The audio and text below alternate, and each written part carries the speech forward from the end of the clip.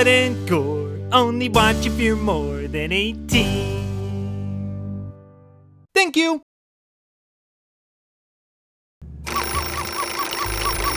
Hello, IMP. Hey, you the guys with the book to the human realm, right?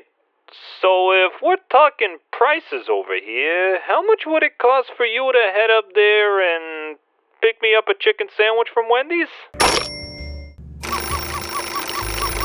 Come on, you gotta help a guy out here. Could you believe the only fast food chain we got in hell is Jack in the Box? It's like a fate worse than death. Oh. Alright. That actually makes sense.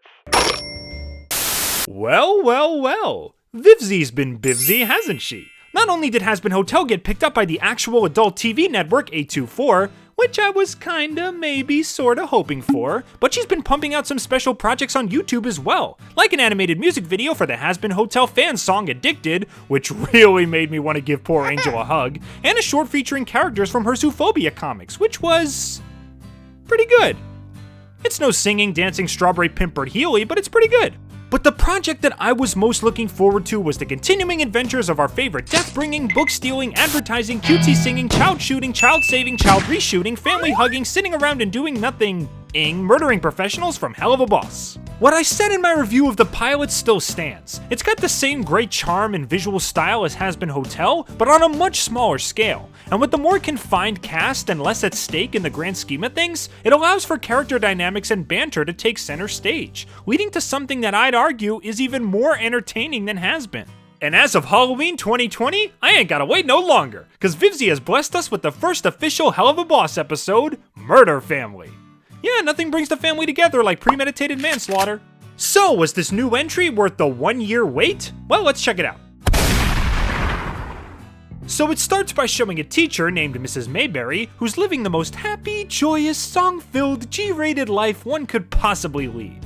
So obviously something's gonna go horribly wrong. And right on schedule, she catches her husband cheating with another chick, tries to kill them both as well as herself, but it turns out that her aim isn't as good as she thought because the cheater, whose name is Martha by the way, survived. Not only that, but she's now making bucket loads of cash by telling her tragic story to the masses and accepting all manner of donations. So Mayberry hires IMP to take care of Martha once and for all, only to find out some interesting things about her little family. So if you compare this episode to the original pilot, it's not only on the same level of quality, but in some ways, I'd say it's a little better. The 3 biggest improvements by far are actually things I complained about in my original pilot review. I said how I didn't like the mangled up story structure, just having flashbacks within flashbacks, flashbacks within commercials, sloppy exposition dumps, and things like that. It wasn't the most tightly written thing in the world. But in this episode, the exposition comes from understandable sources like Mrs. Mayberry filling Blitzen on their target, and the story is organized into a more straightforward narrative, making things easier to follow without sacrificing any of the show's charm. In addition, one of the biggest praises I gave the pilot was how good it was at hiding subtle little details in the background, which could work to flesh out the characters or just give you a good chuckle. And they doubled down on that idea in Murder Family. There are so many cute visual Easter eggs that this thing pretty much demands multiple rewatches. Like this lemon tree in Blitz's office. I heard it's some kind of obscure reference, but I also like to think it's literally just life giving him lemons, considering where he is in life at the moment. We see a really badly made billboard advertising IMP with the arrow facing the wrong way, some awful text-to-speech, and even the photo being poorly cropped out. It's like this thing was made on the budget of a Starbucks coupon in a parking space. Also, if you watch the pilot like I did, it doubles as good continuity. Whoa, what about a billboard? We can't afford a billboard, sir.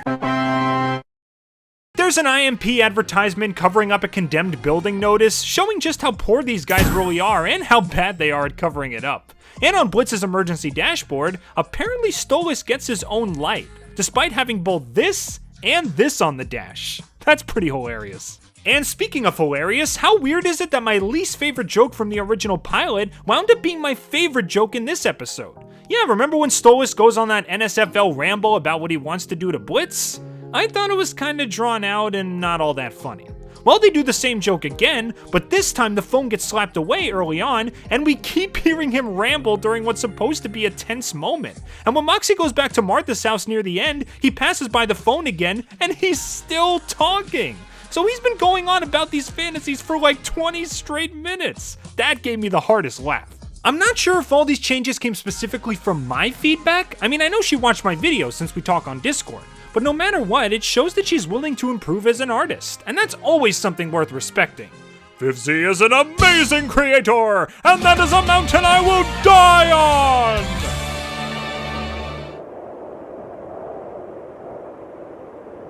on! Just not right this second, because I want to tell you how awesome she is. I'll put that on the to-do list. The voice acting is still top-notch, and the main reason that a lot of these scenes are as funny as they are. But one thing you'll notice is that there's been some recasting since the pilot, and it's kinda mixed in my opinion. Millie, for example, got changed from Erica Lindbeck to Vivian Nixon. Millie doesn't really have a ton of lines in either episode, but I do think I prefer Erica's more smooth, low-key delivery, as opposed to Vivian's cartoony delivery. Not to mention that her southern accent sounds really exaggerated now, and I'm not big on that either. Are you trying to crush his dreams, Moxxie? What?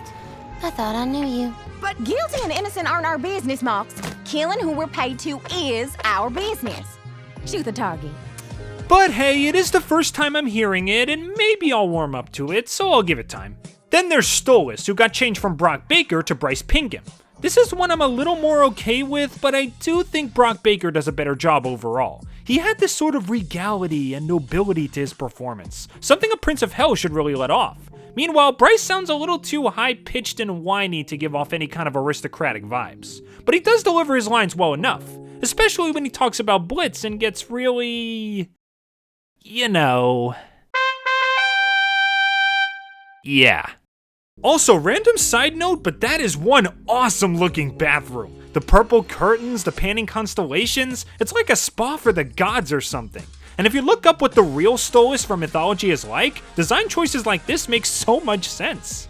As for the story, while it may seem kinda nonsensical at first, everything is cleared up pretty quick when you apply some lovely context. Well, almost everything.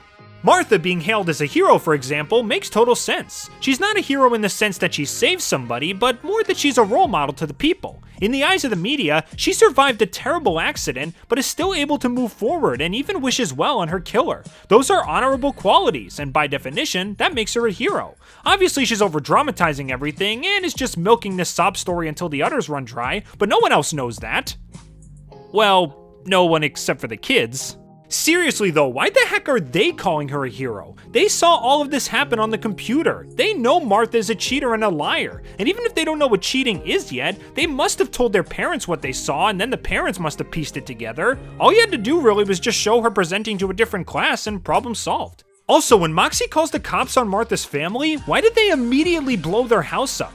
Don't get me wrong, if I worked for the authorities and someone said, "Excuse me, there are some murderous Satanist cannibals at this location, could you deal with them appropriately?" I'd definitely send in some extra backup, but aren't you at least gonna try to make some arrests? I mean, they didn't even fight back or shoot you or anything. You just popped by, nuked their estate, and peaced out. Good to know that cops get their training from GTA griefers in this world. It would explain a lot.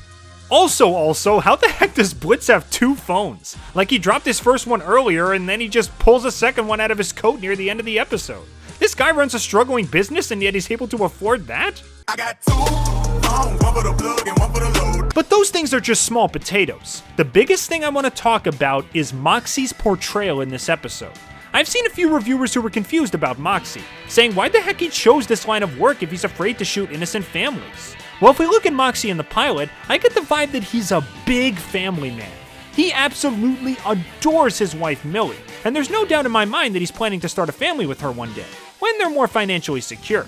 Heck, when he accidentally shoots a kid that he thinks is innocent, he has a look on his face that says, "Oh no, what have I done?" So this kind of moral quandary is definitely in character if you ask me. As for why he chose to work for IMP, my guess is that he did apply to other places first, but no one was hiring. I mean, if hell is already overpopulated, imagine how competitive the job market must be. Ugh. So his only option was a rundown, shadily managed murder business in a condemned building that doesn't ask for any credentials or references. Heck, knowing Blitz, the contract that Moxxie had designed probably looked like this. So he just bites the bullet while shooting bullets, and hopes that killing innocents never comes into the picture. I don't know, makes sense to me. But I will admit, I'm not big on the whole don't judge a book by its cover lesson that Moxxie learns. Seems kinda simplistic, and with a few rewrites, it could have been something much more interesting. Like, what if the mother was the only evil person, and the family was innocent and oblivious to what she's been doing? What if Blitz actually filled Moxxie in on all the awful things she did, instead of just calling her a happy mother who just got out of the hospital? But Moxxie, only seeing the image of a loving family, struggles with the rifle, and Martha walks into another room. Blitz gets mad at him, he tells him to get this kill or you're fired, and he goes off into the yard to call Luna and tell her that they're gonna be a little late. So Moxxie sneaks into the house and follows Martha, still thinking that Blitz is wrong and that she can't be that bad. But eventually he sees all the stuff she's been doing behind her family's backs, and it's worse than he could have ever thought. And here's where you can sprinkle in some over-the-top fun that we like in Helluva Boss. Like maybe she's cheating with 12 different guys, or maybe she's using the donation money to hire assassins to kill the people who are onto her, like the parents of those kids in Mrs. Mayberry's class. In fact, maybe she was just about to burn any evidence that she did those things so the family wouldn't know. Yeah, it'd be dark, but it would fix a big plot hole. At this point, Moxxie has no qualms with killing her and ties her up in her room.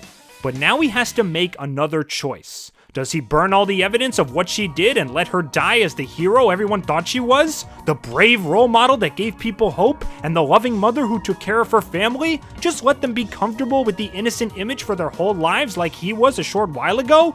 Or does he shatter that image and let them see the proof that she was a cruel and terrible person, breaking their happiness but not leaving them in the dark? A happy lie or the painful truth? And if you still want to do the Force shenanigans, including the Stolas call, just have Millie and Blitz get attacked by some hunters, or maybe Martha's neighbors who think they're exotic animals or something. Then Moxxie could save them, go back to the house, and make his final decision. There you go! A morally great conflict that fits with Moxxie's character, a simple but effective story, less plot holes, and plenty of opportunities for over-the-top fun. But that's just me being a wannabe writer. For what we got, it still shows off a new part of Moxxie's character in a nice enough way. And it honestly makes me want to see what he would be like as an actual father. If the way he treats his wife is any indication, any kid who has this guy as a dad is gonna be really lucky. Just don't bother with Take Your Kid to Work Day.